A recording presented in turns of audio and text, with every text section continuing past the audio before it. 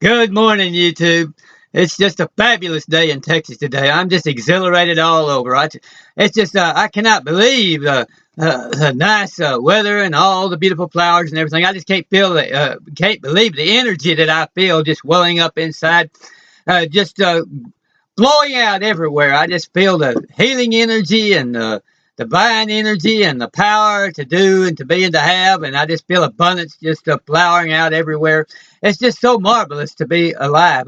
And it's so wonderful to be able to do these videos on YouTube and spread the good thoughts and listen to these good programs like this Tanya Love program and all the wonderful things she has to say. And there's so much good teaching on YouTube, and I'm just thrilled about it all, and I'm thrilled about the consciousness raising, the amount of increased awareness that we're all receiving, and the amount of energy, much more energy that is flowing, and the exhilaration that people are coming into, and the general abundance in every way. It's just a wonderful, marvelous thing, and I just feel every bit of it this morning, and I just feel that people out there all through the world that are listening on the internet are feeling the energy and the exhilaration, and I just will be glad to provide the thoughts and all that we're feeling here, and we'll be listening to this Tanya Love show. She always lifts me up, no matter how much exhilaration I already have. She seems to come forth with just the right thing at the right time, and always has a new and wonderful thought that just lifts you and raises you a little bit higher and makes you feel a little bit better. And I look forward to hearing her every morning. I listen to her every morning over breakfast. And so I'm going to have a nice cup of Columbia coffee this morning while I listen to her. And it says, drink in a cup of endless sunshine. Yeah, that's right up my line. I mean, we've got endless sunshine out there. The skies were just nice and blue. It's 55 degrees. When we started off this morning, I got out, ran 2 miles, and it didn't have to get overheated or anything. And then it's warmed on up now to 60, and it'll be 80 today toward the end of the day. And so it's just marvelous. Got just exactly the right breeze and everything. So I'm going to drink and enjoy this. I'm going to really enjoy the day and all the activities outside. But I'm going to drink a cup of this Organa Gold Columbia Rose first. And I've got this nice little convenient Majo that I can use on my desk and keep. I just can keep it in my desk drawer. Like, it doesn't weigh hardly a pound. And it's just nice and convenient and just real small size. And just fits right in your desk drawer. You can just pull it out and just, all you got to do is just pour a cup of hot water in there. It's easy to keep a cup of hot water with you, or a thermos of hot water with you all the time. And you just pour that in there and pop your little cup in there and you're ready to go. And so I'm going to have that and have a real nice breakfast this morning. I'm going to see what Organa Gold has brought me. They brought me a new one this morning. I'm going to check that out and see if, maybe it'll be some more Columbia Rose, but it'll be something good, I know. Maybe a latte or something, but we'll check that out too and see. And I may have a cup of that later, whatever's in that. And then I just order according to my moods, and then I don't know until it gets here I forgot what mood I was in when I ordered it. But they've got something for every mood, so I'll find out what mood I was in when I ordered that one. But anyway, this one here, I'm going to have a little bit of this later on this afternoon. Tape Supreme. It's marvelous. It's good for your afternoon moods because it's got the malty flavor and all of the latte-like stuff in it. So I'll have that this afternoon. But boy, to get you started off in the morning, this one just puts out all the flavor here, and that cup just guards it all and it seals it in. So that's the thing that's good to start off the morning with. So that's the mood I'm in this morning. It's just a general flavor sealed in and ready to flow. And I got the love of God and the energy and the infinite mind ideals and all this sealed in, ready to flow out this morning. So I'm going to see what Tanya Love has to say this morning. I know she's gonna lift me up higher than I already am, if that's possible. She That's looks why like it. The angels are bringing me this huge wave. Like, the angels what are I'm bringing sensing it to is me. this will be what my seminars and my Angels. healing retreats are going to be about, is the empowering of the empath. Because As we awaken that divine feminine on the planet, the divine feminine is representative of the empathic energy, the intuitive energy, and that is what is returning. And if we allow it to rise up and find balance, our masculine, our feminine energies, we become in the space, we create wholeness and unity consciousness.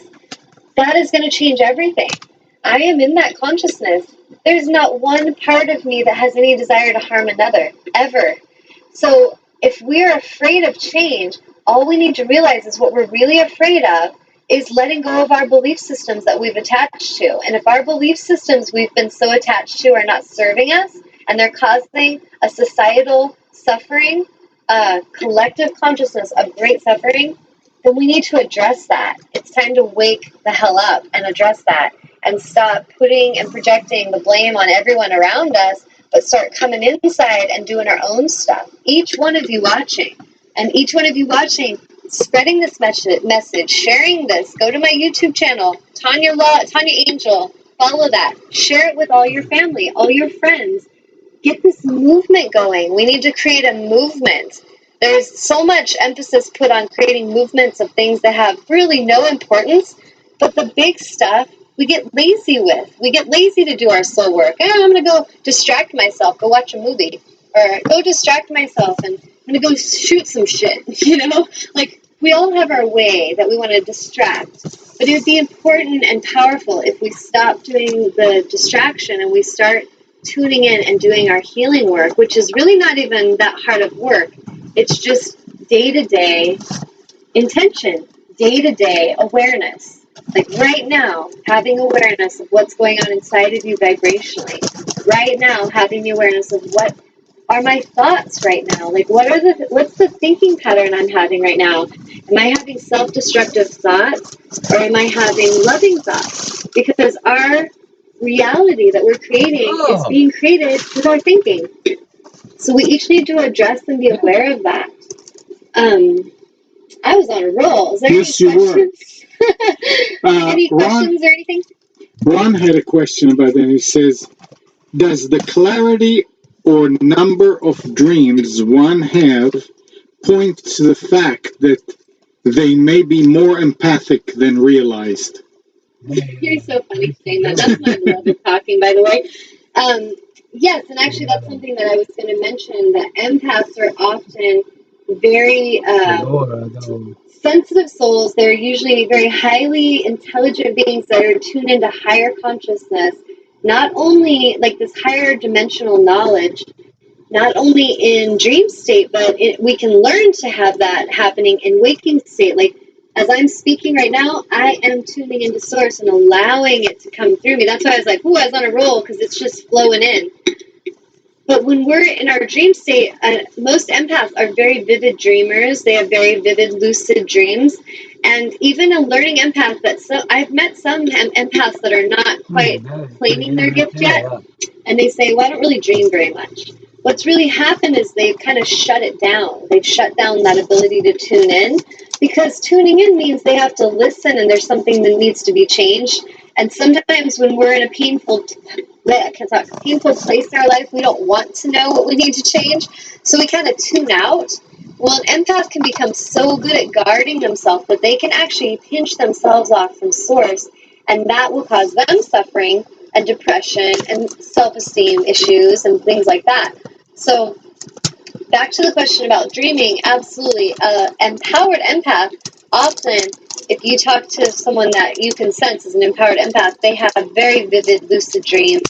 Their dream state, their sleeping dream, as I like to call it, often will bring them clarity, guidance, symbols, higher consciousness information.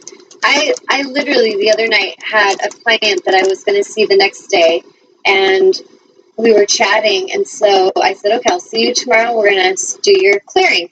Well, the night before I saw her and I were in conversation all night in my dream state. We were doing deep down soul healing and clearing before she ever showed up to my healing table or my healing room. And so that's what I mean by tuning in at that level. Like, I have tuned in to where I know things that are going to happen on the planet before they happen. An empath can sense, I think of it kind of like So, Yoda. I've always related to Yoda in Star Wars, where Yoda can just sense, he's got his eyes closed, he's just calm, and his mind is empty and clear. Everyone's talking around him. You notice how they a lot of times will have him in the movie and everyone's arguing, and he's just there and he's just tuning in. And then he'll just suddenly say the most perfect, wise thing.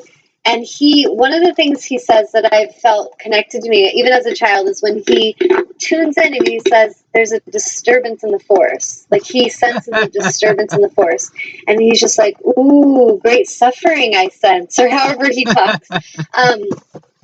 Basically, that is his empathy gift. And as an empath, that's what happens to me. I will have, like, the other night I had terrible dreams, and then boom, this weekend, a day later, there's all this tension and chaos in my family, and I'm like doing my best to help it and navigate it. But in my dream state, it was being shown to me that this is coming. Be prepared. The day before all this chaos hit, or no, the morning before all this chaos hit, I was typing on Facebook about alignment, and I was just kind of channeling it. Source was speaking about holding our focus and not losing our alignment when others lose their alignment. And I'm just, sharing it publicly. Well, then that afternoon, it was the answer to a question with one of my healing clients. She's asking me these questions, and I'm like, I already wrote the answer. Boom, here you go. I showed it to her, and she was like, that's amazing. And then I realized later that afternoon, it was also for myself as I was being tested, and the wave of energy came in to test me. Source was preparing me and saying, be ready. Do not lose your alignment. There's a storm coming. There's a speedboat. There's a ski boat coming with a huge wake, and you need to hold your ground. And so that is kind of how an empath can tune in dream state and understand what's coming. I'll often know when a natural disaster is going to happen. Usually a couple days before it happens, I will already know in a dream state and be sending healing and love to the planet and asking for it to be as gentle as possible. And many empaths will talk to you about this, that we kind of have this common thing.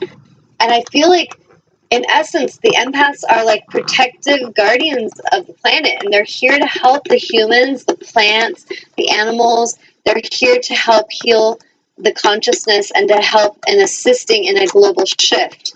And so if we start honoring the empaths in our life, we're going to thrive, because they're coming here to teach us and help us to be in a space where we honor our own alignment. That's a good thing. But what's happened is society often shames and labels these humans as crazy or weird or odd. I remember going to a network group, and I stopped going because I could just feel vibrationally these people thought I was crazy and they thought I was nuts. And I wasn't, my messages weren't getting through because they weren't open. They were frightened of me. They were like, what the hell is she talking about? And so there's times that I feel led to go and speak, but I've learned not to go and push my energy in a place that isn't open. It's just a waste of energy and time. Sprinkle some seeds, move along.